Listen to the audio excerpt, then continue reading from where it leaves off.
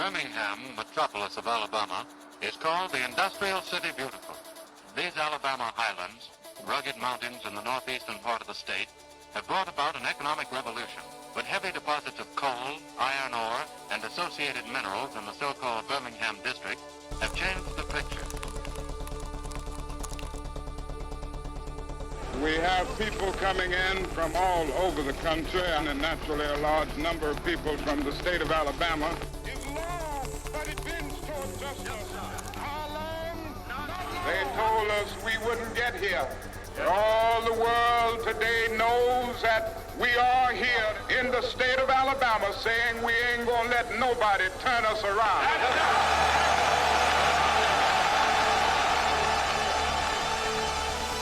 Look around and you'll see Birmingham is not standing still. This was a parking lot. Businesses start, grow, and prosper at Birmingham's Innovation Depot. Target's acquiring Birmingham's ship for over $500 million. City of Birmingham is one of 31 cities to be recognized as a federal tech hub.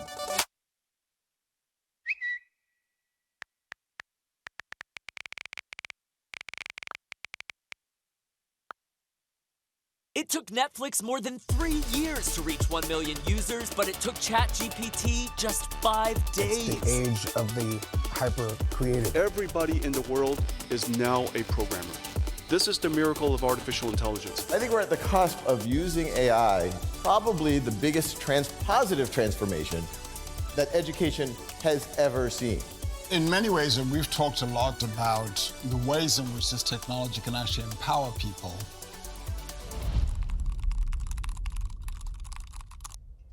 So thank you all for coming today. This is a Birmingham AI meetup. A lot of you have been a part of organizations before, meetup groups before, and you know that it's the members that make it happen. Everyone's here because you have some sense that the future is moving in a direction that's a little uncertain and you want to understand what's happening. It's not that much of a stretch to say this moment in time on Earth matters a lot right now. We have an opportunity for Birmingham to be a model city for how to embrace and win with AI. It's really more than a monthly meetup. It's a new economic development engine for our city, working to make AI a net job creator. Our mission is to accelerate the adoption of AI in Birmingham for all.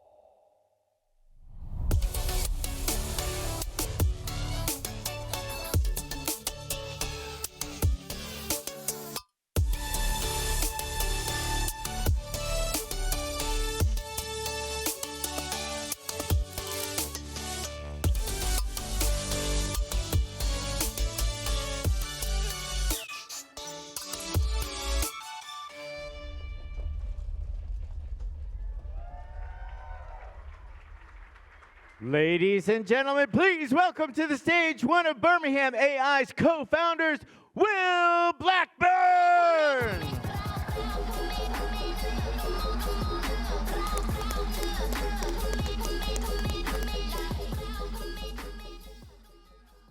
Cam, can you hear me? There we go. Wow, that was a good video, wasn't it? It's going to be a tough one to follow. And wow, look at this. This is crazy.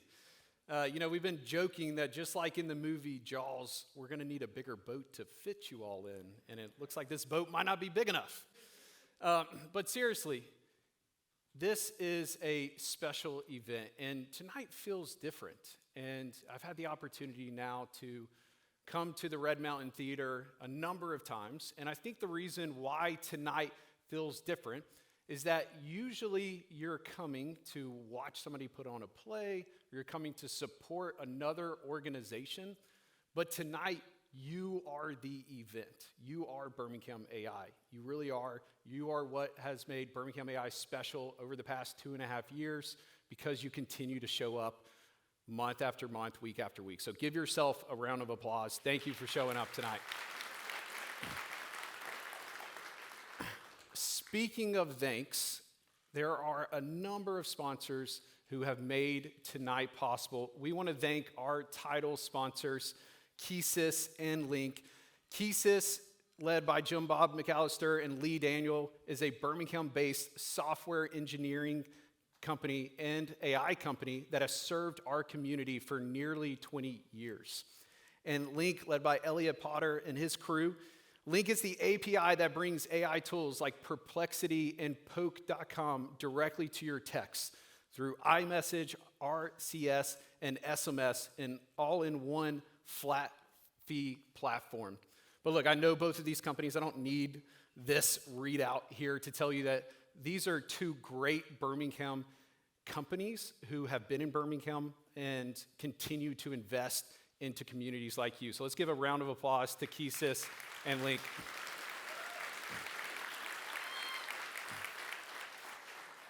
We also have a number of other sponsors who've come to support tonight. Let's give them a round of applause as well.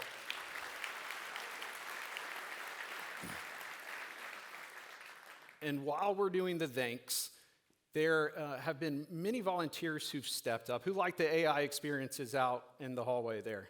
Anybody? Yeah. Anybody get like a deep fake done or go see what it looks like from an AI coding agent to work continuously for 2 hours? Pretty cool stuff out there. That was all done by our breakout group leaders and volunteers who just spend in the time to make those presentations for you. We also have a small group, what we call the Dream Team, who put in many hours over the past few months. Scott Giles, Laura Flowers, Kelly Kunson, Daniel Walters, and Tyden Rickard. All of these put in extra time to make tonight happen. Let's give them a round of applause.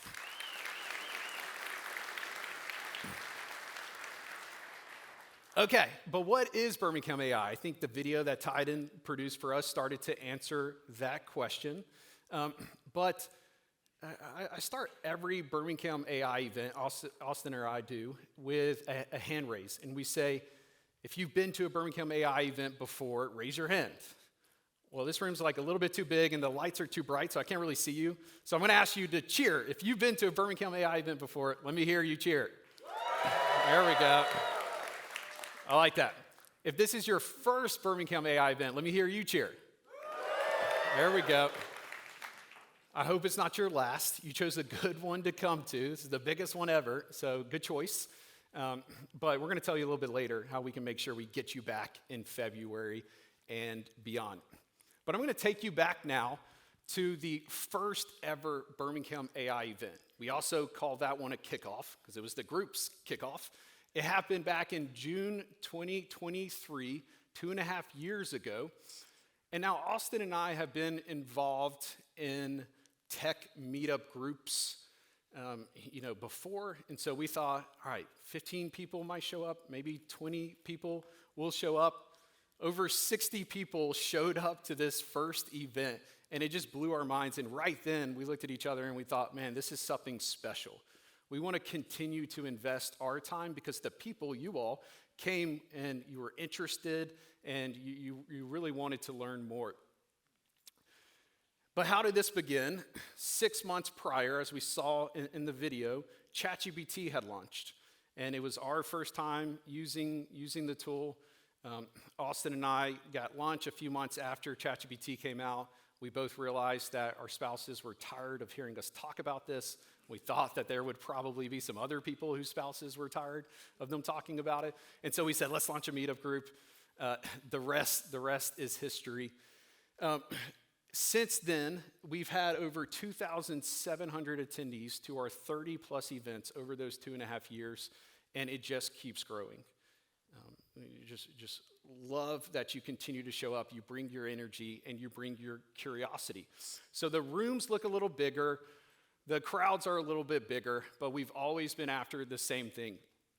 So taking you back to one of those first meetups, we introduced these personas, and we said, hey, there are a lot of different personas out there when it comes to AI. Most everybody starts as enthusiasts. These are people who are excited to learn and share about AI. You might say they are powered by curiosity. But we said, hey, we want to help you graduate into an implementer, a developer, or a leader with AI. And that's continued. That's been our mission from the beginning. That's continued. We still want to do this. We talk about this in every meetup that we have.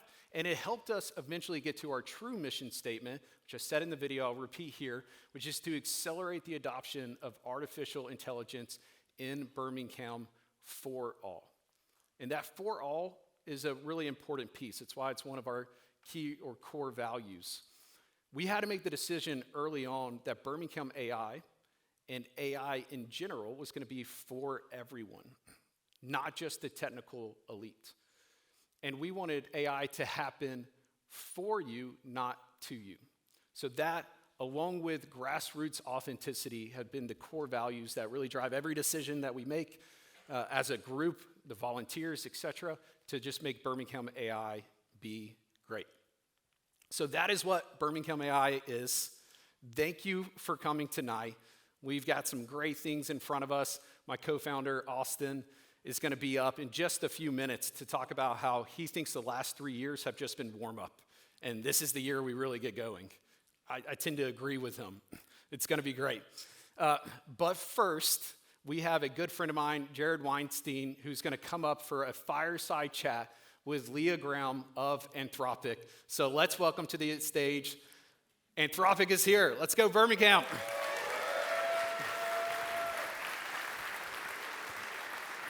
As Will just said, please welcome to the stage Jared Weinstein, and from Anthropic, Leah Graham. Yeah, they got him out there. Come on, let's applaud and cover up this set change. Yes!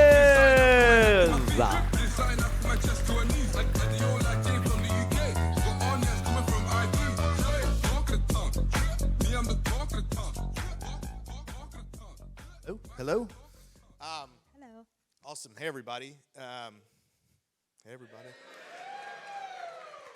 So before we start, I just want to give a huge shout to Austin and Will for creating this thing. I mean, they're awesome dudes. I think they're doing something great for all of us, and they're doing something ultimately great for Birmingham. So Austin, Will, thank you guys. Really awesome. So Leah, welcome home. Thank you. I'm excited to be here, even though the weather was not what I had hoped. Not great. It's So great to be back home. We're going to get into AI in a second, but this is Leah Harrelson, a fellow grad of Mountain Brook High School. Go Spartans. Woo! So let's do a little bio. So graduated Mountain Brook, went off to Baylor. Yes. And then straight to DC. And then I graduated early and went straight to DC. Yes, and have been there basically ever since. So almost 25 years. And so we were like 20-year-olds in the White House together. Correct. And then after that, kind of give the story up through just prior to Anthropic. Yeah, so I'll try to keep it short. I'll pretend like I'm being interviewed, which I am. So Jared left out the part where we were in high school together. So I've known Jared probably longer than anyone in the room.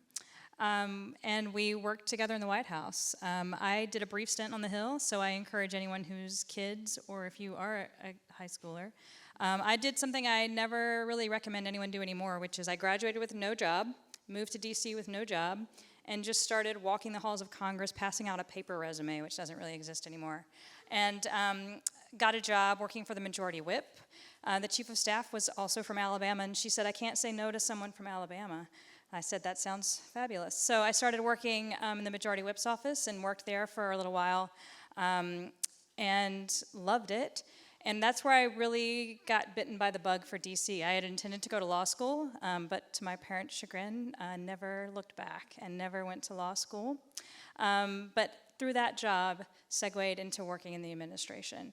Had an opportunity to go work in the White House, and I had a couple of opportunities to work in the White House. Ended up working in White House Legislative Affairs, where I interacted a lot with Jared and his fabulous job. He's not telling you much about his career, but he had a really fascinating job, which is great stories for another day. But spent almost 6 years working in various different jobs in the administration, in the White House, the Department of Commerce, but ultimately doing public policy and lobbying, which is what I am today. It's not all bad, I promise you. But that's what I do now. So I worked in the Department of Commerce, went to the Republican National Convention, and then ultimately took a break. Said, hey, maybe it's time to transition out of DC. Took a brief stint, left DC, but ultimately Pulled you back. pulled you back in. It did. I mean, ultimately, so I worked at the University of Richmond doing some higher ed work and missed it, right? I realized nobody talks about politics outside of work. I missed that, and so segued. I know, I thought my time was over, but I missed it and ended up coming back to DC, and that's where I landed working in public policy at Yahoo and started tech policy work. 15 years ago. So I worked at doing tech policy and lobbying at Yahoo for almost 8 years, and then moved to Uber doing tech policy work there, and that's what I did just prior to coming to Anthropic, where I have been, I'm still counting it in months, 9 months, 8 months, since April. So that's where I am today. We'll come back to that. So let's dig into Anthropic. So let's zoom back to, I think, 2021, when a few OpenAI researchers, Dario and Daniela, and they said, we shouldn't be doing this here. Maybe there's a different vision. We need to create an AI company. So maybe take us back to 2021 and why it wasn't OpenAI, or why a new vision, a new company needed to be created. Yeah, so obviously I'm not a co-founder, but there were seven co-founders that did leave Anthropic, and they'll tell you they've worked together for various lengths of time. Obviously Daniela and Dario, the CEO and president, are siblings and have known each other for their whole lives. But they had known each other for a long time and saw something missing in what was happening at OpenAI. And they left and founded Anthropic to really be a safety-first company. And so that's really what drives our mission at Anthropic. It's not a joke, but we joke that we're half a research lab and half a public policy driven company that makes a product and is a business-forward company. But we put out a ton of research, and we are really mission-driven on being transparent about the research that we find and being safety first with the models that we produce. But yet we're still a business, and we're still focused on providing the best coding tools that we can. You mentioned safety a few times there. I would love to pause on that. Sure. So I feel like you hear about AI safety. When I hear it, I'm like, yeah, that sounds good. Yeah. But I'm not sure I even understand why it's so important, why it was so core to the company, and maybe give 2 to 3 real examples of bad stuff that we're trying to protect when we talk about AI safety. Yeah, so in a nutshell, as large language models become more powerful, which we're seeing that happen with each new one that comes out, right? Anthropic in and of itself releases multiple models every year. Gemini, OpenAI, every model that comes out is more powerful than the last. And we're all kind of racing towards this ultimate kind of AGI moment. And we all talk about the really amazing benefits of what's to come through, this AI race, which is 100% why we do the work that we do, right? The medical benefits that are going to come, the changes that are going to come through efficiencies to business. Those are all real things that are going to happen. But the same models that are going to cure cancer are also the same models that can build bioweapons, and in the wrong hands can be really dangerous to adversaries. And so that's what we talk about when we talk about needing to make sure there are safety guardrails and to be really specific and really transparent about the precautions that we put on the model, be transparent when we release the model. We put out tons of information and research. We have a red team internally that does tons of research and modeling before we release every model that we do to make sure that we can specifically talk about how powerful each model is. Now, that doesn't mean that we shouldn't be putting out more powerful models. It just means we need to be really transparent with the world, with regulators, with legislators, with governments about how powerful these tools are. Because, with great power comes great responsibility, to quote Spider-Man, right? So that's what we mean by safety, right? We lean into that responsibility and we take it really seriously. And we want to be really transparent with the businesses that we do business with the governments that, I talk to, Congress and that I talk to every day, to say, hey, look, we are putting out the best models, we think, every few months, but we also take that safety research really seriously and want to make sure that, I know we'll talk about this a little bit later, but, these models are coming from democratic countries, and we're winning the AI race against other adversarial nations, et cetera. These are all kind of in a virtuous loop. So when we were catching up the other day, I think you had just gotten out of a meeting or Zoom with Dario talking about priorities for 2026. So if we had all been allowed in that meeting, what would we have heard from the CEO of priorities for the year? Sure, so I don't want to get fired today by releasing proprietary information, but if I could level it up a little bit and talk about some things that I'm sure you could probably guess, things that you'll see the company prioritize this year, I think you could probably guess anyway. You'll see us prioritize continuing to put out the best models, right? I'll take it back a little bit. I just saw an interview with Daniela recently where she says we continue to be ruthless in our commitment to doing more with less. We've just, since our inception, had less funding and less compute, but continue to put out better models. And so you'll continue to see us do that. We're committed to putting out better models. We're committed to tirelessly working closely with the business community and making sure that we're putting out really great models for enterprise customers. We're continuing to be what we consider best in class for consumers, right? I think it's Merriam-Webster that put out, what was their word of the year last year was slop, right? Because this AI slop idea has come out last year, where we take that and move the other direction, right? We are an 18+ platform. We don't want to be known as a company that puts out slop, right? We want to level everybody's intelligence up, right? That's what artificial intelligence is supposed to be, not dumb people down by using our platform. And so we want to continue to raise the bar and have our users become smarter by using our platform. Yeah, I'm sure hopefully, I won't assume, hopefully you've seen some of our ads out there about keep thinking, right? We want Claude, our model, we want Claude to help you in your endeavors to think about big problems and solve big problems. Not to go and generate you in a costume or Big Bird wearing something weird, right? That's not our goal, right? Our goal is to help you solve whatever problem it is. I use Claude to help me write really fabulous memos and things like that are part of my everyday life. But that's how Claude helps me think about problems in my work life, problems that I have at home, planning vacations, meal planning, everyday problems that are small to your everyday problems at work. That's the enterprise side. And I would just say the final thing that you'll see Anthropic really show up in big ways is on the public policy side. And I'm sure we'll touch on this a little bit later, but our executives have never shied away from having opinions on the public policy side, and I think that bleeds over to a lot of our safety discussions and transparency about our work. But you'll continue to see us kind of have a strong opinion and where we think we can add value to a conversation, whether that's about transparency frameworks with governments, whether that's about, data centers and energy use, or whether that's about, kids' online safety. Whatever that conversation is, we want to show up and be really constructive participants with regulators and legislators. And I think you'll continue to see us be out there and having those conversations.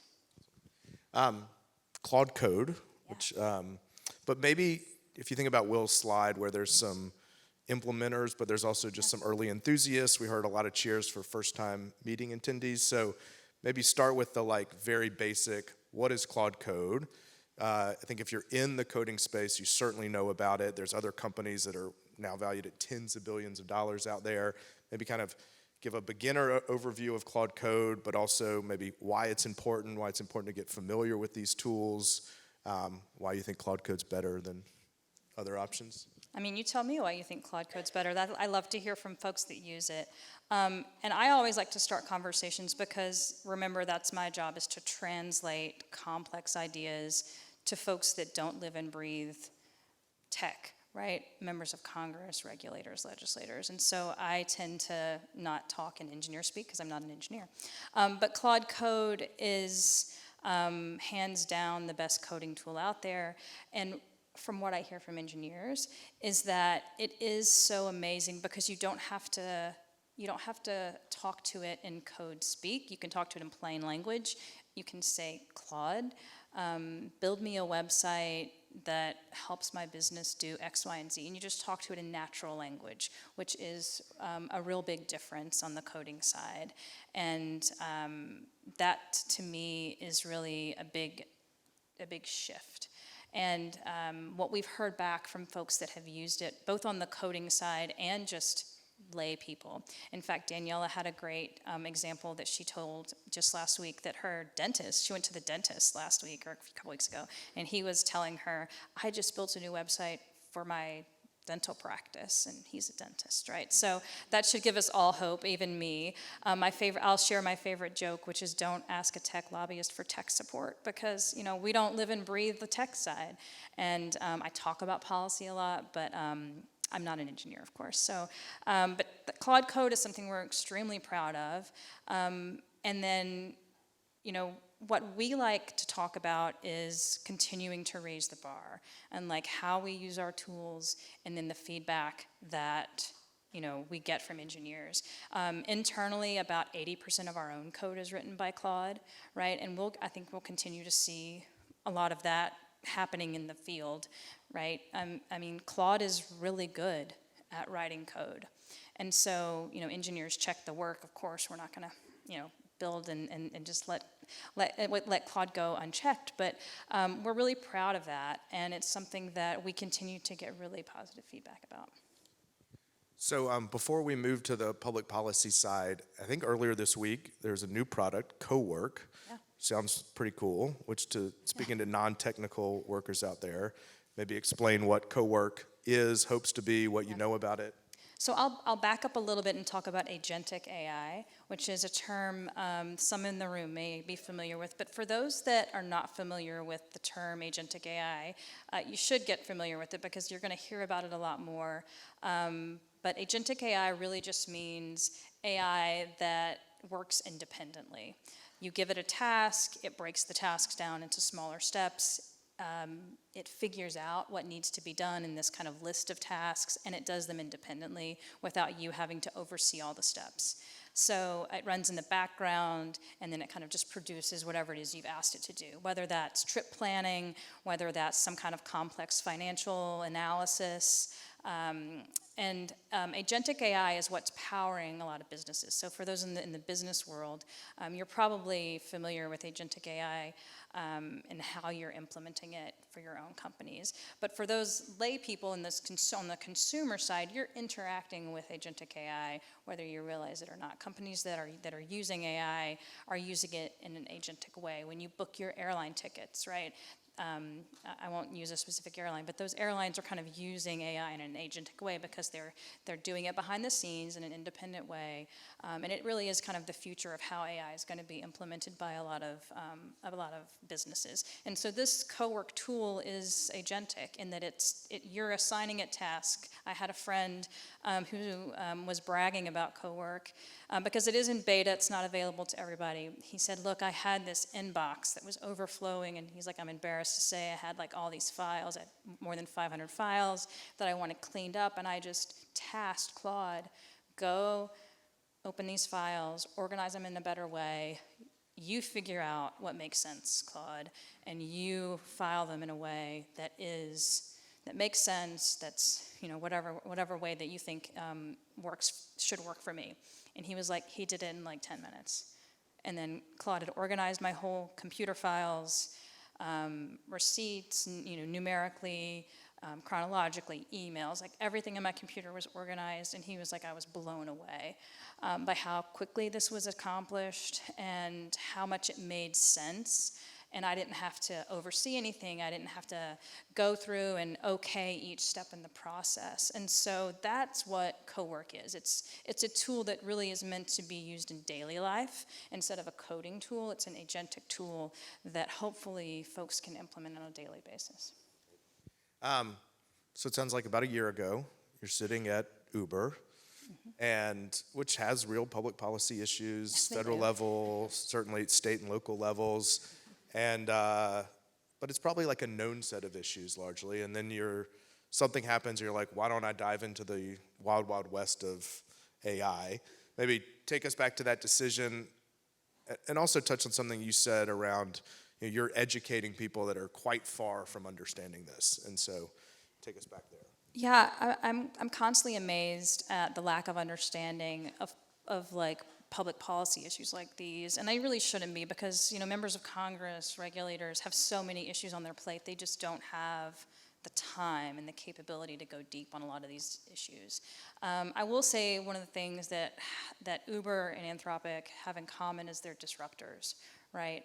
And anything that's a disruptor is going to take time for folks to understand. But I was still constantly amazed, even at Uber, which, Uber's a verb in the same way that Google is. Like, it's really ubiquitous in the marketplace. But I was constantly surprised when members didn't understand the basic business model of Uber, even though they take Ubers everywhere. And their staff just orders it for them, and they just hop in the car. But that's okay, that's my job. Otherwise, I wouldn't have a job. But yeah, for me, just like all of you, I was really excited about AI and really excited to jump in and figure it out and try to help other people figure it out. But I also am on the job learning. This is a job where it's on the job learning every day, because the job changes every month, right? When some new tool comes out, and it's like we make these huge leaps in the capabilities of the model, and I'm scrambling to understand what it means, and it's totally different than anything I've ever done, which is exciting. It's nerve-wracking, because I'm supposed to be the expert that have to translate it to the Hill. But for me, on a professional level, that's exciting, right? And I'm sure many of you feel this way too. That to me is part of the continuing education for me. It's what makes going to work exciting. It's what makes going to the Hill and talking to members. I have a lot of compassion for members, because they have to be experts on every single issue that crosses their desk, from agriculture to defense spending to tech policy, which changes constantly, to water and resource issues, right? It's just name it. If you come from a state that's specific on something, you have to be an expert on those things. And so they rely on folks like us to help them understand it. And I will say Alabama has some real experts. Senator Britt is really leaning into AI. She's really leaning into kids' online safety and really trying to be an expert and a real policy leader on this. And so, I'm proud to be from Alabama, and you should be proud of that as well. Woo! So if you hadn't flown down here and you were at a Capitol Hill happy hour right now with I actually did miss an event to be here. Just missed an event. And so if you were hanging out with a bunch of AI lobbyists right now. Oh, boring. What, your words, what would the specific topics within AI, what's live right now? Yeah. What are you working on? Well, the White House put out an announcement this afternoon on semiconductor export control type issues, so that would probably be what we're talking about. But it changes and it doesn't change, right? You know that, right? The same issues that we talked about when I started, we're still talking about today, but that doesn't mean that the kind of nuance of the issue hasn't changed. What we're focused on at Anthropic, I think, are some of the things I've touched on a little bit. Energy, data center issues. I describe them as kind of kitchen table issues, right? The same things that are going to drive some of the elections coming into this year, right? Is our data centers driving up costs for consumers, and is it going to be a big enough worry that it moves the needle on elections in certain states? Those are the things we think about. Kids' online safety issues, mental health, user well-being. The Energy and Commerce Committee is having a big debate right now, and they're moving a lot of 18 bill package right now, and so those kinds of conversations, very wonky, but is driving a lot of conversation right now amongst tech lobbyists, not specifically AI, but there are a lot of conversations around how that impacts AI. Export controls is something that our company cares deeply about and is always kind of top of mind for us, and certainly top of mind for the industry, because there are some disparate views. And I would say that combined with like our perspective of transparency, a lot of members have started talking and introducing various pieces of legislation around transparency, which you heard me talk about a little bit earlier. But this idea about kind of mandating that before you release a model, you have to publish kind of your safety framework and kind of prove to the world that you've hit these certain standards of safety before you can publish a model, which Anthropic supports. But it's been kind of a long road to get to where members support that as well. Yep. So a lot of people are worried about job displacement. Dario has been kind of like brave and really candid and open about concerns there, which, you know, it's which is pretty admirable. And so I'm curious, that must be a hard conversation with members of Congress. That's not something they're looking for. So how do you have that conversation? How do you talk about the role of government versus companies? And, you know, pretty not a great topic with members. It's definitely not an easy topic with members, but our perspective is that we don't want to be kind of in the situation that we find ourselves in vis-a-vis social media, where, you know, here we are 10 or 15 years down the road and we feel like we should have acted as a public.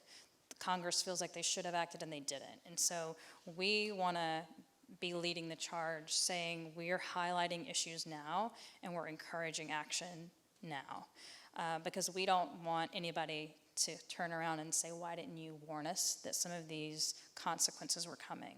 So you're right, Dario has, our CEO has really leaned into this conversation, saying we know, and I think everyone in this room knows, AI is going to change a lot about the world in various ways. A lot of positives are going to come from AI, implementations. But there could also be some negative impacts as well. One of those could be job implications. We know that jobs will be created. We know some jobs could be impacted. You know, you already heard me talk about coding, right? I mean, even at our own company. So jobs that are computer engineers, entry-level finance, maybe entry-level legal. I mean, Dario describes them as like entry-level white-collar jobs. Those types of jobs that can be, I mean, Claude can already do those jobs really well. And we're not even at the point where Claude is kind of at his apex.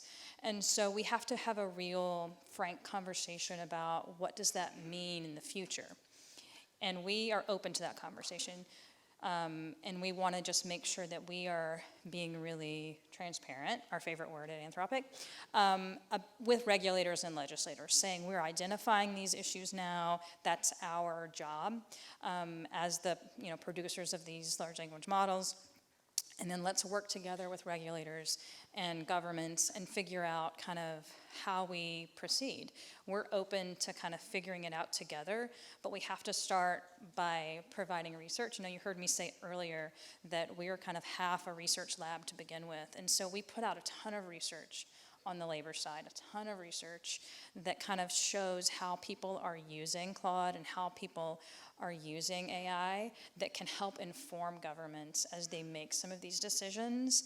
And we want to be a resource, and we want to provide kind of informed decision making, not just politicized decision making. We want to provide the data that can help drive some of these decisions, but it all starts with a conversation and just kind of acknowledging that there's going to be both positives and negatives that come out of this really just earth-changing, powerful technology. Yep. We could probably spend at least a weekend, if not longer, on this next topic, which is China and the AI race with China. Maybe just at the highest level, frame what you think the primary dimensions of that race are, and to the extent that you'd say one or the other is in the lead, that'd also be helpful. Sure. So there's a few key components to winning the AI race. One is, and this is, I think, how we compete with nations like China, which I would say is kind of our biggest competitor, and certainly one that we take the most seriously with models like DeepSeek coming out. And we keep hearing that there will be another model from DeepSeek any day now, really, next week. the week after, something like that. It's kind of always around the corner. Data, right? So they have tons of data in China, and they can get lots of data. They have no restrictions on how they use data. We, of course, have copyright laws. We have privacy laws here in the US. They have no such laws there. They have unlimited energy resources. We have permitting issues and permitting laws here.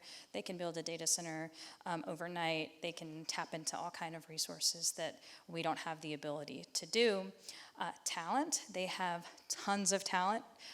We educate a lot of it here, and they go back to China. They, of course, have their own means and universities there. So those are kind of 3 of the 4. The last is compute and chips. And it really is the only thing that the US has an advantage in. And so that's what you hear Dario talk a lot about, and is very open and pushes on making sure that we maintain that advantage.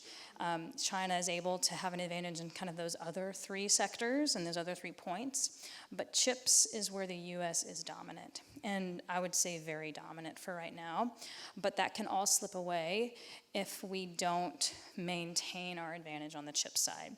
And you know, I'm not the technical expert on the chip side. I've had to learn everything I know since being in Anthropic, but you know, chips is what powers the compute to build the AI models. You have to have very specific, very technical chips to do that are only manufactured by a few key companies.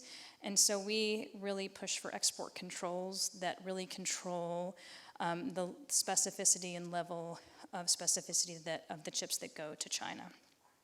And we are very encouraging of export controls, and who controls that is the government of the US. And so we push really hard for this administration to maintain export controls, and they've eliminated a lot of the controls that were in place from the previous administration and are now allowing more powerful chips to go to China, which we think is not the best way to maintain our advantage. And you know, for right now, export controls, we can see in the data, has worked from the previous administration. China really is far behind, but I think when DeepSeek came out, we were surprised that they were as close as they were. We expected them to be further behind, and they weren't as far behind as we expected. So for our perspective is that export controls work. They need to continue to be in place, and that's really the only lever that we have to maintain our kind of control of the frontier. Yeah, fascinating.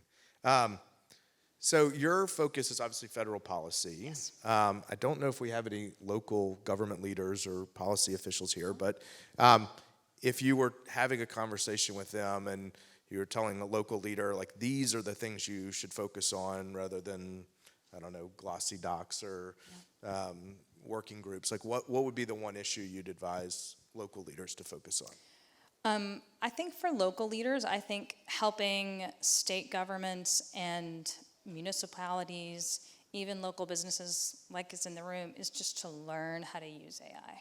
I think that's been the biggest impediment. The federal government too is just a lack of understanding of how the technology works, and it's really hard to have conversations about policy implications when they don't understand how the technology works. We have been working really hard on the procurement side. Most all the big models have been able to get contracts with the government, and what that really means is that the government has the ability to choose to use one of our models. It doesn't mandate, of course, that they choose Anthropic or Claude. It just means that we are kind of in the Rolodex and they can choose us, along with our competitors as well. But, the government has been really anxious to do that so that they can practice with the models and learn how to use it more vis-a-vis their own kind of systems.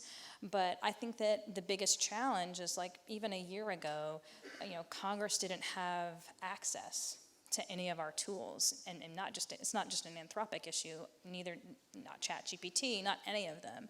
And so if they wanted to really play around with our tools and learn how to use it, they had to do it on their own time. They had to do it kind of at home. And so that's what I encourage local folks to do as well at the state level, is to just really adopt some of these tools. I mean, I'm partial to Claude, but I think really it doesn't matter. Just learn and play around with it, because that's the best way. I mean, I think we all know that from our own experience, is that practice is the best way to kind of figure out, you know, the best applications for your own life or your own business or your own kind of government system, whether that's healthcare or transportation or, you know, the local sanitation department. Figuring out how to maximize your own business use cases, you're not going to be able to do that if you don't practice or not play around with it.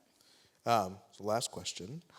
So looking ahead 2 to 3 years with your public policy hat on, what do you think is the single most important decision to get right or not get wrong, or non-decision that we could make that if we don't get it right, you think history will look back pretty bad on us?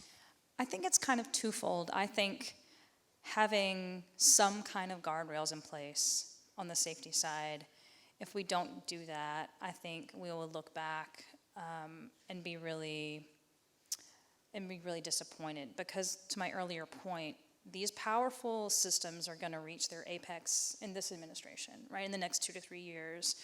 Dario says that very publicly, and I think, you know, Sam Altman, all of us would really agree that it's coming, and it's coming a lot faster than the government usually moves. And I think we all agree with that. Like, the government doesn't move quickly with anything.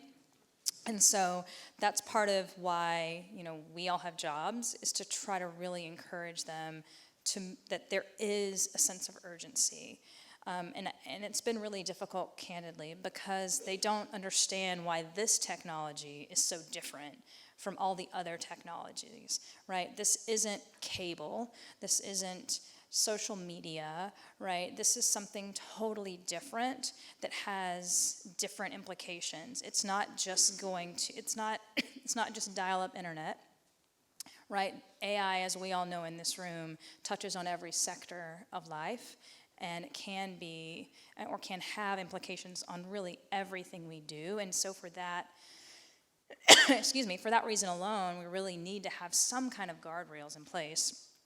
To my earlier point about transparency and kind of forcing the model companies to do things that, you know, Anthropic already does and some of the other companies already do, about being transparent when you put out a model, and making sure that they're meeting certain safety standards. And I don't think that's asking too much. And I would say the flip side of that coin is around kids' online safety. You know, you have your own hometown leaders on that I think are hitting the right tone, teaching our kids how to be safe. Excuse me, I should have brought my water. I'm glad it's the last question.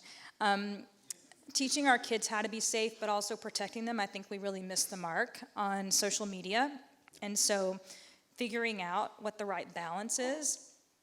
I mean, we all in the room use technology, and figuring out how to teach our kids how to grow up with technology in the appropriate way is the smart thing to do. And I think if we don't figure it out now, I think we'll look back and wish we had figured out something.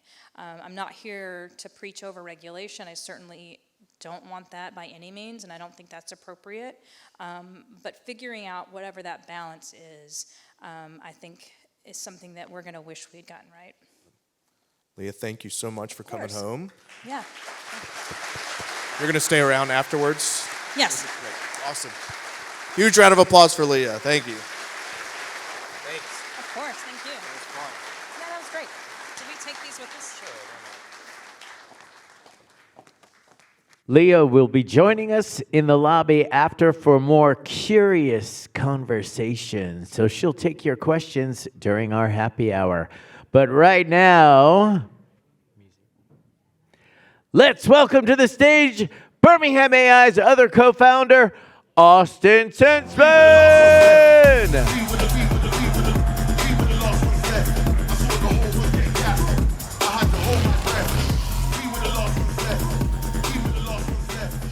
Something special is happening in Birmingham tonight, and thank you all for being part of it.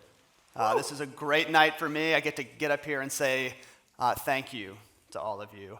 I'm going to say some things that Will already said. They just need to be said again, which is this is a community event. And Will and I get a lot of credit, but a lot of the credit goes to the people that have been showing up month after month for the last 2.5 years. So thank y'all. When I'm out in the world, talking to audiences, talking to leaders, I feel two emotions in the room. I feel that AI is really exciting, and I feel that it is really scary. And it's okay for it to be a little bit of both. If you haven't made up your mind, that's okay. You're going to need to make it up in the next 20 or 30 minutes. Okay? But this is what I want to talk about quickly tonight. And we will do this by looking at the last 2 or 3 years.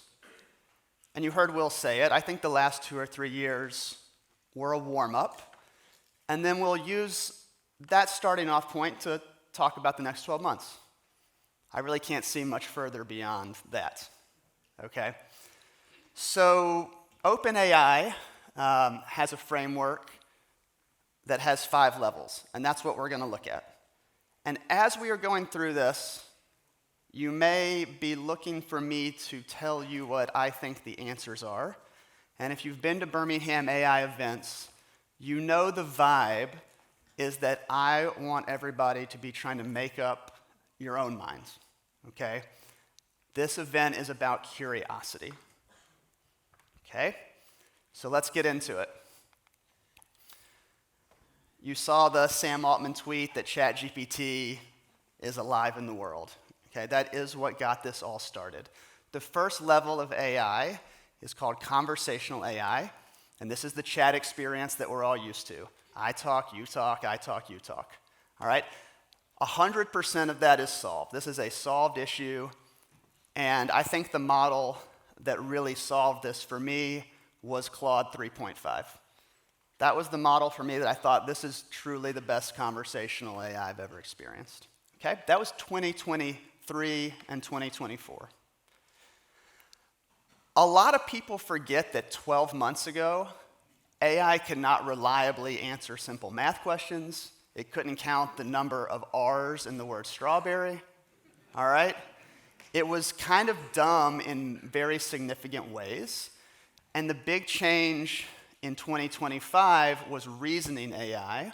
So these are the models that can quote unquote think. Okay?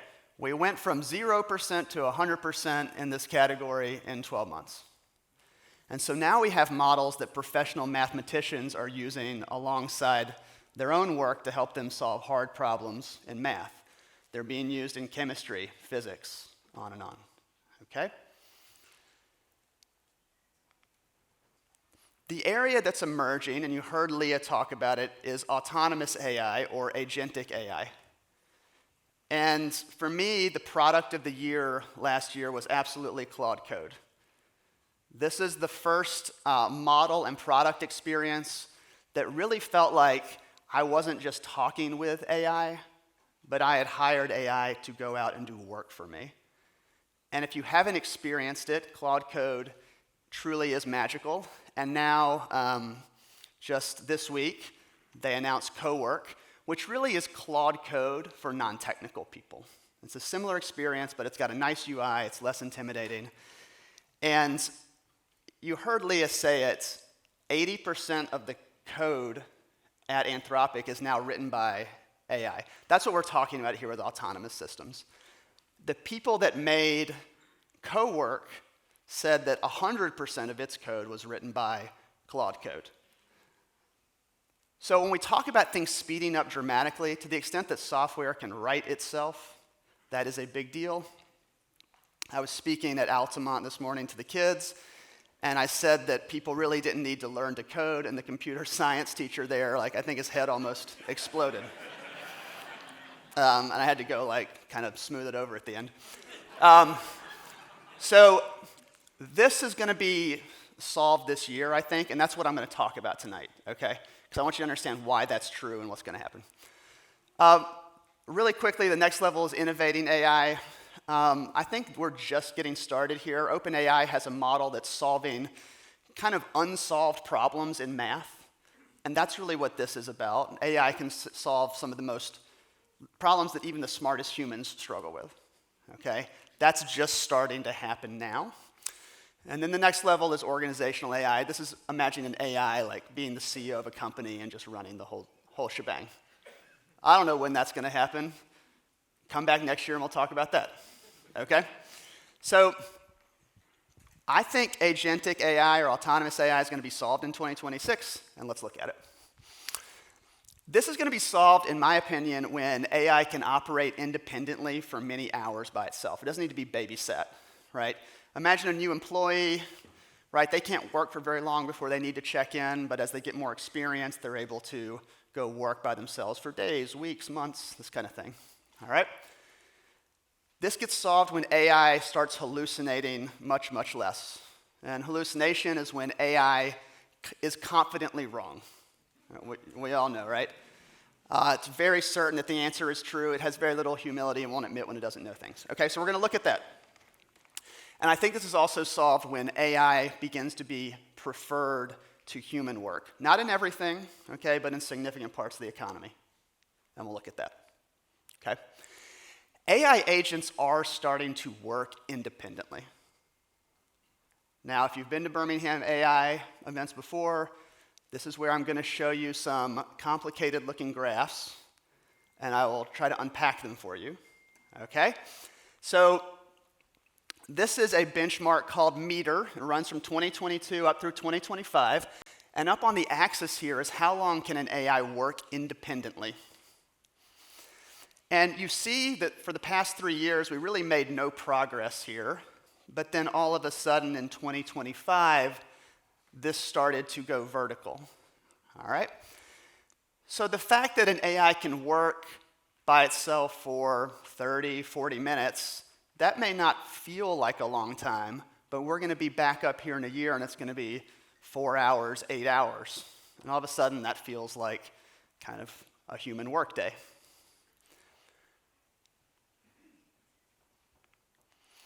AI hallucination rates have decreased a lot just in the past 3 months. And if you're not using the most up-to-date models, you might not be completely aware of this. So when GPT-5 came out, I don't want you to focus on what these particular benchmarks are. These are benchmarks that measure hallucination rates. And from their 03 model to their newest GPT-5 model, there was a 90% reduction in hallucination rates.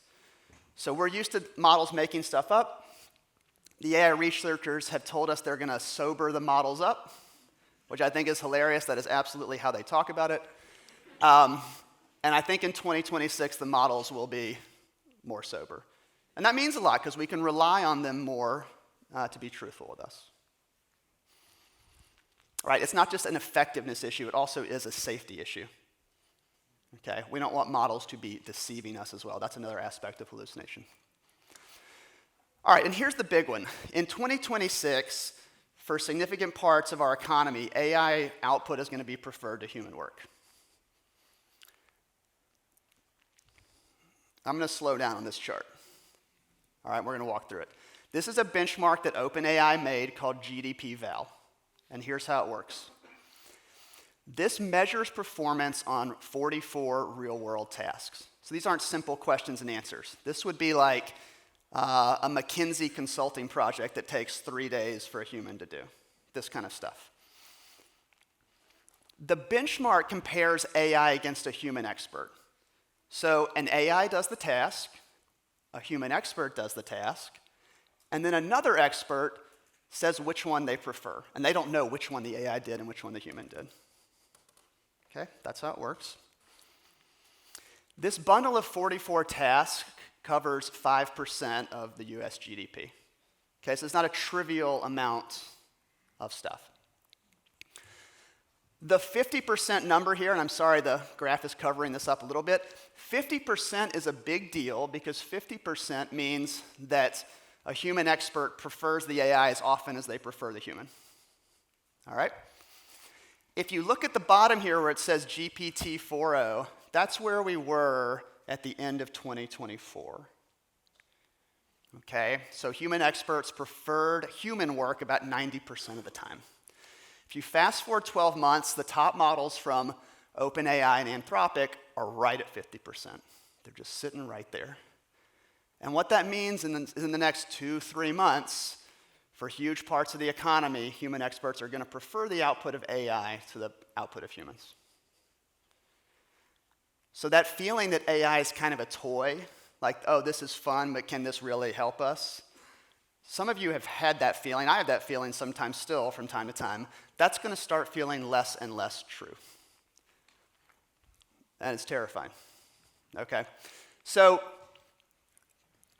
when Leah talks about agentic AI being a big deal and that being the next thing, this is why. These 3 things are going to be true in 2026, and it kind of changes the game and it unlocks a lot of powerful stuff for these systems. Okay. There are aspects of this that are take a turn on the scary road. And I think Dario has been the truth teller here for the last 12 months. You have probably heard endlessly that AI will not take your job. Somebody that uses AI will. And I think that is largely true, but there's also a reality where AI does replace a lot of jobs. Dario said that AI could wipe out half of all entry-level white-collar jobs and spike unemployment 10 to 20% in the next 1 to 5 years. And I hear what he's saying, and I don't show you this to scare you either. Okay? And I don't necessarily believe this completely. What I want you to do is wrestle with the fact that this could be true and start to form an opinion about the future that's based on thinking through this. Okay? Who does this apply to? It applies to KVM jobs. I call these keyboard, video, mouse jobs. Do you work at a computer all day? Okay? This applies to knowledge workers, people that have a specific set of knowledge that they apply in the real world to help people solve problems. Doctors, lawyers, white-collar workers.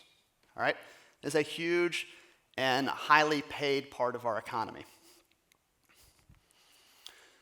Stable business models are also threatened in this world. So when I was in high school, if you didn't want to read Moby Dick, which I didn't,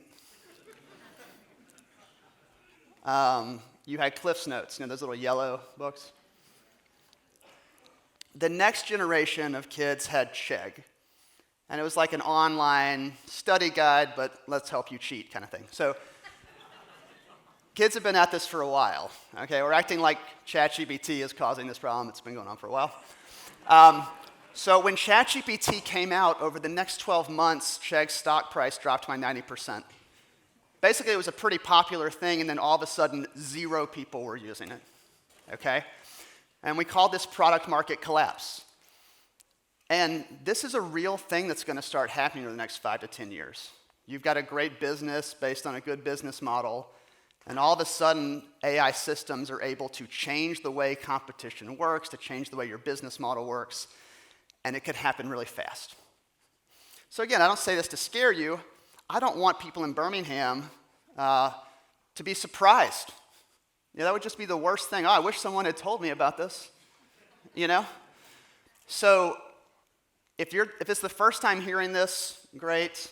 I don't want this to be the last time you hear this. These are the kinds of things we talk about at our meetings, all right, to try to get us ready for what comes. When Will says, like we say, we want AI to happen for you, not to you, it is being prepared for the future, having a sense of what the future is going to be like so you can anticipate and start taking some action today. All right? So this is the part of the conversation where you're like, okay, should we just not do any of this stuff? Like, why are we doing this? But there's another road that goes over to the right, which is that AI is very exciting. And we're going to explore that a little bit. It's worth noting what the national mood is already. Okay, so this was a poll done in the middle of December, and they really just asked people, are you optimistic about AI? Are you pessimistic? Or have you not made up your mind? And on average, Americans are about 5 points positive on this. Okay, that's where we are today. And I want to show you how it breaks down. So this is the US. The darker blue areas are places where optimism is higher. All right? And I looked at this and I thought, what is going on? It's like the Deep South and California have this, right? And it's pretty cool. And the reason why this is happening, okay, I think is actually demographic. So this surprised me, but this next slide surprised me more.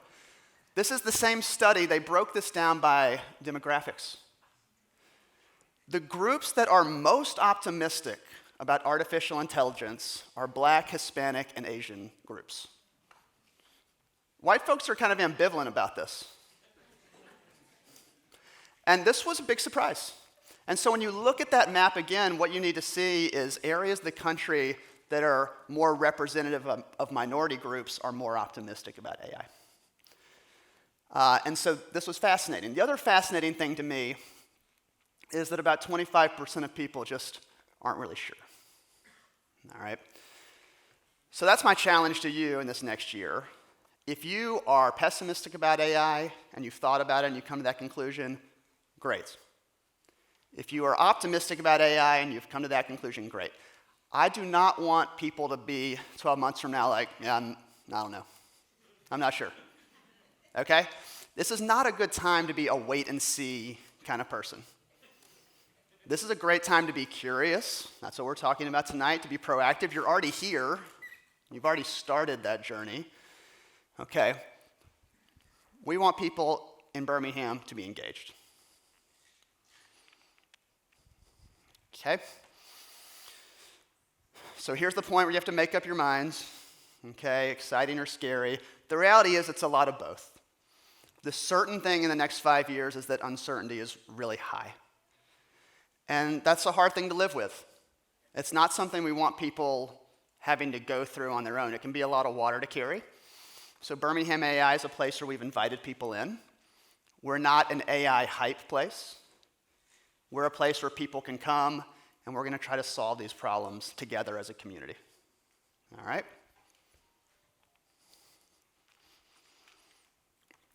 There are 3 things I'm thinking about right now. Is AI an opportunity for communities that missed out on the last tech wave to take advantage of the new one? How can we create thriving communities?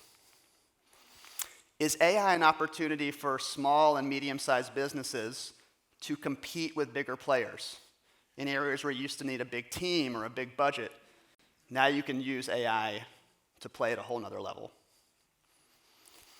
And is AI something that can be incredibly empowering for individuals? I think somebody in this room is going to use AI to do something extraordinary. And that's what we're inviting you into.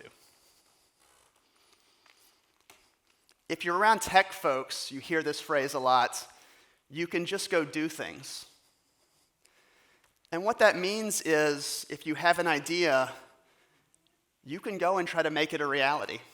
And what AI has done is it has taken the distance between an idea and it becoming a reality and made it much, much shorter. And that is very exciting.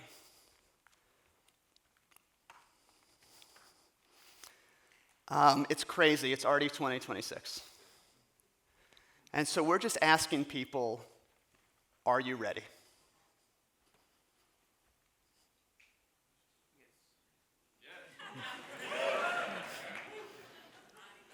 I don't feel ready every day.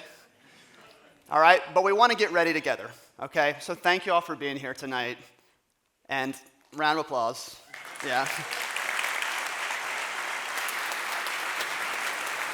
And Will, you want to come up on stage? All right, awesome. This is a fun part of the program where we talk to you about what's next, and I get to play the role of village idiot, and I ask Will questions like this. Hey, Will, what are 3 ways that people... I don't know, what do we think? Is this good? Yeah? All right.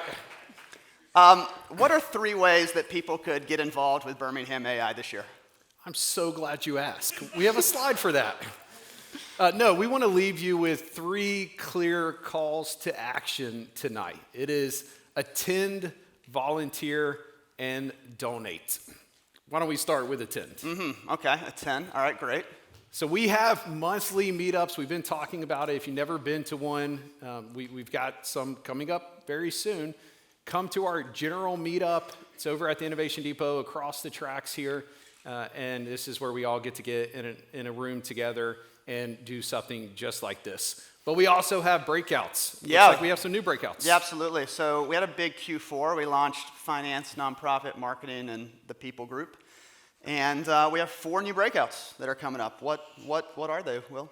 Well, as the slide says, security, sales, legal, and data. And so no matter what your industry is or what your job is, we want to put you in a room with someone who's experiencing the same things. They might be trying to use the tool in the same way that you are to upskill or to do something, automate it, or to do it better. And so that's what these breakouts are. You should definitely check one out. Amazing. And we're doing something new. We have themes this year. So the theme is, predictions for 2026. So for February, if you come to a breakout, your breakout leaders are going to present what do we think is going to happen this year, and we're going to encourage you to be a participant in that conversation and just think about where we're going to be when we're up here on stage 12 months from now. Yeah, it's going to be a great way to really think about like what can you start to do to turn your prediction into reality. Can you go automate some part of your business? Can you move forward in a way that you couldn't before because the models just weren't quite there yet, or the tools didn't exist? Now they do. Amazing. Okay, and it's not just us, right? It's not. We've got it all. Yeah, we got a great group of volunteers. Like we said, they're really the ones who made tonight possible. And if we want to have the impact that we all want to have inside Birmingham, we're going to need more volunteers. We need speakers, breakout group leaders. We need greeters. And so we're looking to have over 100 volunteers come and help us throughout 2026. Amazing. And then finally, listen, this doesn't just run itself. You saw some of our great sponsors, Link and Kesis and a bunch of other folks. What's the third part of this? The third part is to donate. Yes, if Birmingham is going to be the best version of itself, then it's going to take some money to do that. And so we are a 501c3, so you can make corporate or individual contributions in a tax-deductible way. Help us help you all go make Birmingham great. And there will be an email that goes out with all this information. That's right. Tomorrow morning, we're going to hit you with an email. We're also going to give you a coffee mug on the way out that has some things inside of it. One of those is a QR code where you can go to a website that has more information about how you can get involved like this. Listen, thank you all for being here. Thank you, Leah. Thank you, Anthropic. Thank you to Kesis. Thank you to Link. Thank you to all the volunteers. Thank you to the community for being here. We're going to go out in the lobby right now and keep it going. Let's have a great night. Thank you all very much. Thank you. That works pretty good. Yep.